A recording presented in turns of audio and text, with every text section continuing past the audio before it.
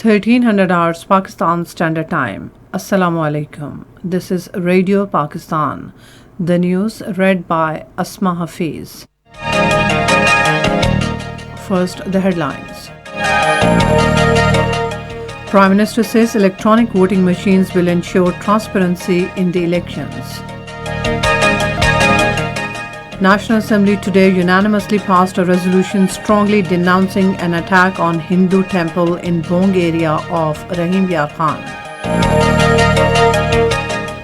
Special Assistant on Youth Affairs today launched Kamyab Jawan Program portal to provide people access to details of loans distributed under the program.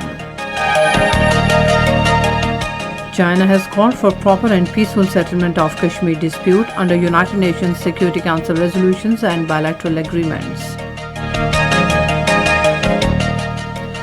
Prime Minister Imran Khan has said that electronic voting machines are a key to restoring and ensuring transparency throughout the electoral process. These views during a meeting with Minister for Science and Technology, Senator Shibli Faraz, who called on him in Islamabad. The Prime Minister stressed on the usefulness of EVMs in effectively addressing the concerns raised by various political parties in the past. He also congratulated the Ministry of Science and Technology on this important development. The National Assembly today unanimously passed a resolution strongly denouncing the attack on a Hindu temple in Bong area of Rahim Yar Khan.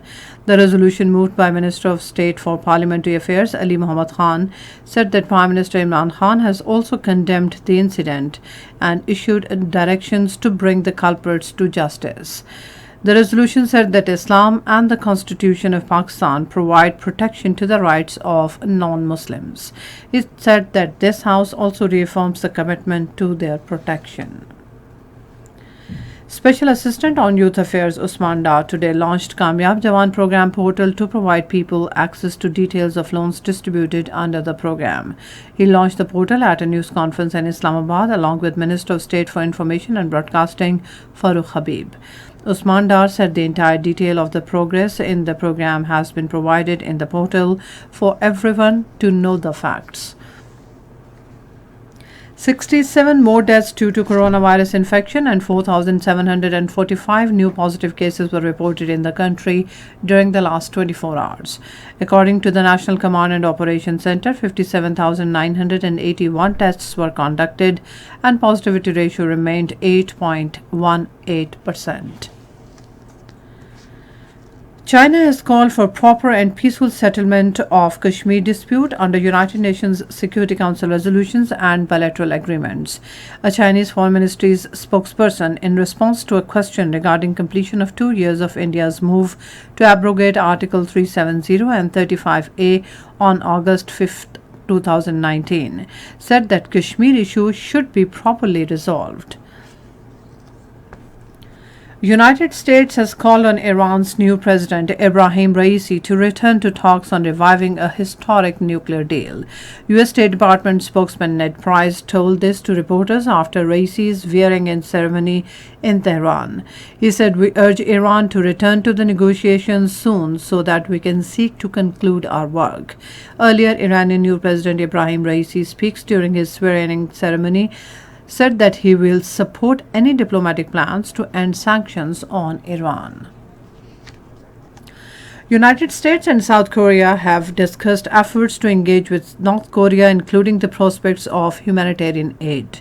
In a statement, South Korea's Foreign Ministry said the U.S. Secretary of State Antony Blinken and South Korean Foreign Minister Chung Eui-yong on a phone call have agreed to continue the coordinated diplomatic efforts to make substantial progress towards the goal of complete denuclearization and establishment of lasting peace on the Korean Peninsula. In a statement, the U.S. Department said U.S. Secretary of State confirmed U.S. support for dialogue and engagement between North Korea and South Korea. The first edition of Kashmir Premier League begins in Muzaffarabad today. 6 teams are participating in the 2020 Overs League, 5 teams representing Azad Kashmir and 1 from overseas Kashmiris.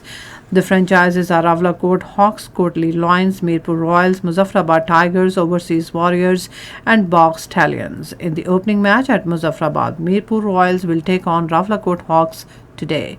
The match will start at 8:30 p.m. Pakistan Standard Time. The first qualifier match of the KPL will be played on 14th of August. The final match of the tournament will be played on the 17th of this month. And that is the end of this news bulletin. For more news and analysis, log on to our website radio.gov.pk and also watch a live video streaming of our bulletins on the link facebook.com/Radio Pakistan News Official.